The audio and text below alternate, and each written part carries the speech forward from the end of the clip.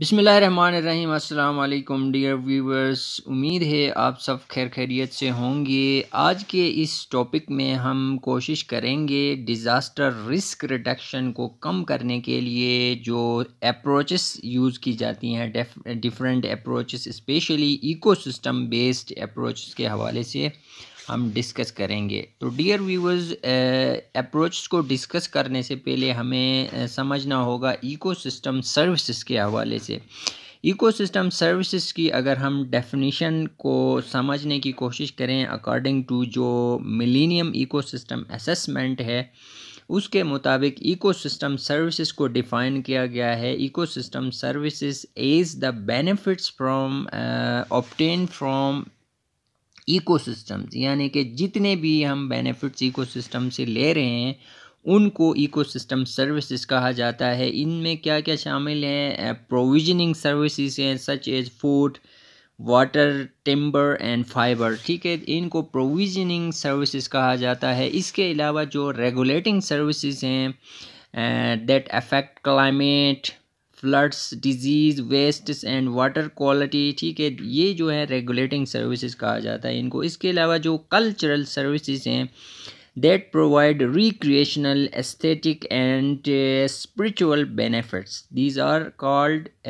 Cultural services. और जो supporting services हैं वो हैं such as soil formation, photosynthesis and nutrient cycling. जो डिफरेंट न्यूट्रिएंट साइकिलिंग इकोसिस्टम में होती है, कार्बन साइकिल है, नाइट्रोजन साइकिल, ठीक है, फास्फोरस साइकिल, तमाम साइकिल जो हैं ये सपोर्टिंग सर्विसेज में आ जाते हैं। ठीक है जी, ये इकोसिस्टम सर्विसेज में आ जाते हैं।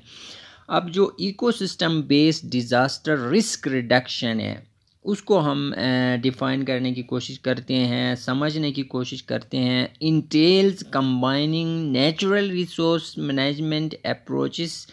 इसमें कौन कौन से शामिल हैं? नेचुरल रिसोर्स मैनेजमेंट अप्रोचेस और the sustainable management of ecosystems with disaster risk reduction methods, यानी कि डिज़ास्टर रिस्क रिडक्शन मेथड्स के थ्रू आप इकोसिस्टम को मैनेज करते हैं सस्टेनेबली, उसको हम ecosystem based disaster risk reduction कहते हैं। फॉर एग्ज़ाम्पल जो अर्ली वार्निंग सिस्टम्स हैं या इमरजेंसी प्लानिंग है, ठीक है, in order to have more effective disaster prevention. ठीक है, डिज़ास्टर की प्रिवेंशन के लिए एक बेहतर अंदाज में हम डिज़ास्टर को प्रिवेंट करने के लिए अर्ली वार्निंग सिस्टम यूज़ करते हैं या इमरजेंसी प्लानिंग करते हैं। ये भी इको DRR में आ गया।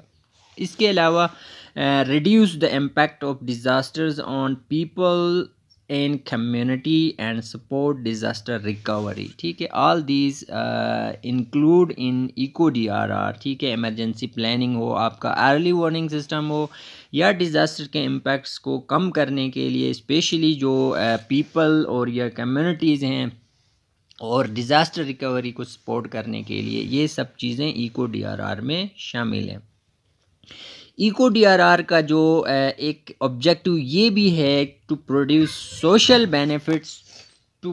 Social benefits in fair and equitable way. ठीक है, एक फेयर और इक्विटेबल वे में सोसाइटी को जो है बेनिफिट्स प्रोवाइड करना, ये इको DRR का एक ऑब्जेक्टिव है। In a manner that promotes transparency and broad participation. ठीक है, ट्रांसपेरेंसी और इसमें पार्टिसिपेशन भी हो।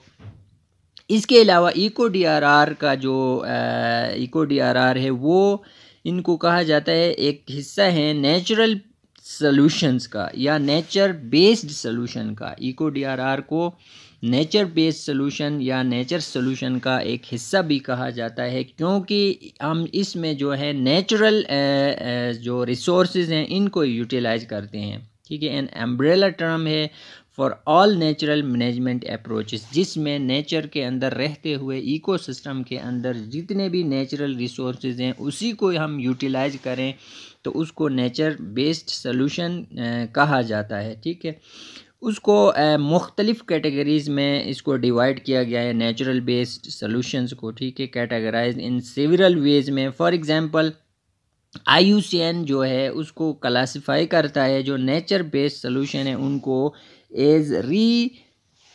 As restorative solutions restorative solutions कहा गया है। IUCN ने इसको इकोलॉजिकल रिस्टोरेशन, जिसमें क्या क्या शामिल है, अगर आप किसी इकोलॉजिकल साइट को रिस्टोर करते हैं।